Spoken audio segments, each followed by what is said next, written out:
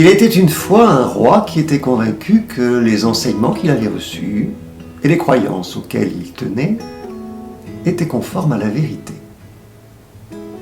Homme juste à bien des égards, mais homme aux idées courtes. Ayant fait venir ses 3 filles, il leur dit « Tout ce que je possède est à vous, je suis l'auteur de vos jours. Votre avenir et partant votre destinée sont déterminés par ma volonté. » Persuadés que leur père disait vrai, 2 des jeunes filles acquiescèrent avec empressement. La 3e fit observer « Je dois remplir les devoirs de mon état et donc obéir aux lois, mais je ne puis croire que ma destinée soit à jamais tributaire de vos opinions. » « C'est ce que nous verrons, dit le roi. Ordre fut donné aux gardes d'emprisonner la princesse rebelle dans une cellule étroite, où elle se morfondit déjeuner. Pendant ce temps, le roi et ses filles obéissantes dilapidèrent les biens dont la princesse aurait dû disposer. Cette fille est en prison. J'ai voulu qu'il en soit ainsi, se dit le roi. Pour tout esprit logique, c'est la preuve suffisante que c'est ma volonté et non la sienne qui détermine sa destinée. Quand les habitants du royaume apprirent dans quelle situation se trouvait la princesse, ils pensèrent « Elle a dû faire ou dire quelque chose de déraisonnable pour qu'un souverain à qui nous n'avons rien à reprocher traite ainsi la chair de sa chair. » Car ils n'étaient pas arrivés au point où ils auraient pu ressentir le besoin de contester la prétention du roi d'agir toujours avec justesse. Celui-ci venait de temps en temps rendre visite à sa fille. La détention l'avait minée. Elle était d'une pâleur extrême, mais elle refusait de changer d'attitude. Il finit par perdre patience. « Si vous restez dans mon royaume, lui dit-il, ce défi à mon autorité ne fera qu'aggraver mon mécontentement et pourrait affaiblir mes droits. Je pourrais vous tuer, mais je suis clément. Je vais vous exiler dans la région reculée qui s'étend en bordure de mes territoires. Elle n'est peuplée que d'animaux sauvages et de parias excentriques, incapables de survivre dans notre société rationnelle. Là, vous verrez bien si vous pouvez vivre séparés de votre famille, et au cas où vous le pourriez, si vous préférez cette existence à la nôtre. Par décret royal, la princesse fut conduite aux confins du royaume.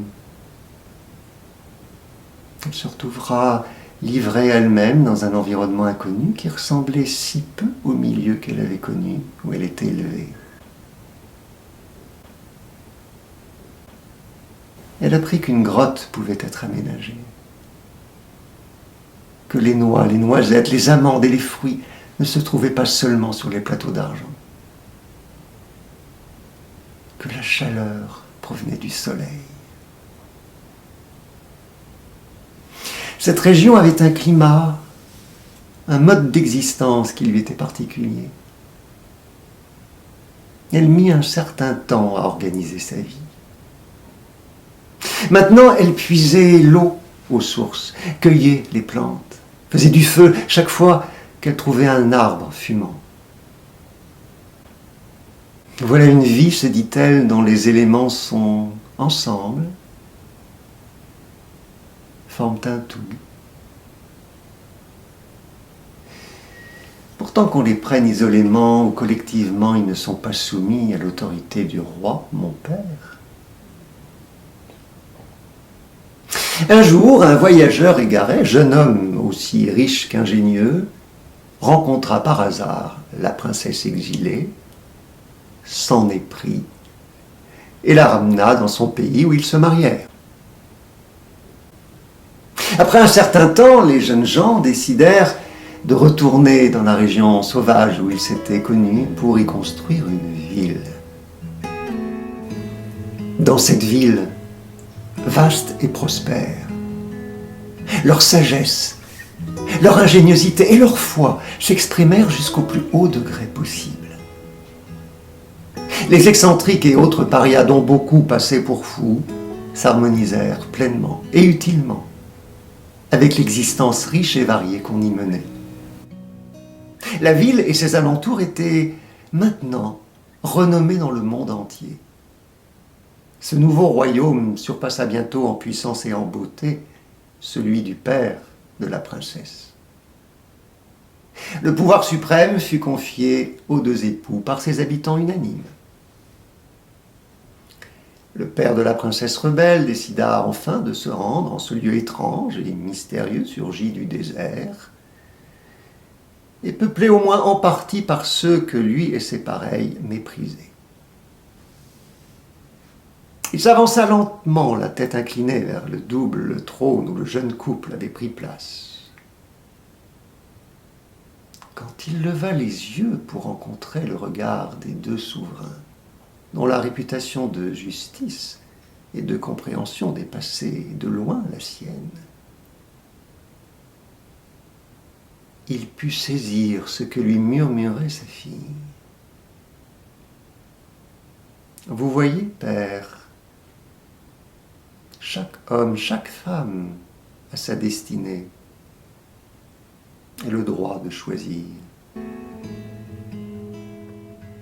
Le sultan Saladin, selon un manuscrit soufique, rencontra le grand maître Ahmed el-Rifai, fondateur de l'ordre Rifai, l'ordre des derviches hurleurs, et lui posa plusieurs questions. Ahmed el-Rifai raconta l'histoire de la princesse rebelle.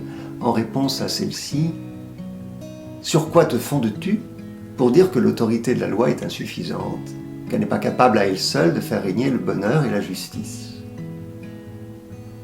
La rencontre eut lieu en 1174. Cette histoire, que l'on retrouve dans d'autres traditions, a été utilisée depuis pour illustrer la possibilité ouverte à l'homme d'un état de conscience différent.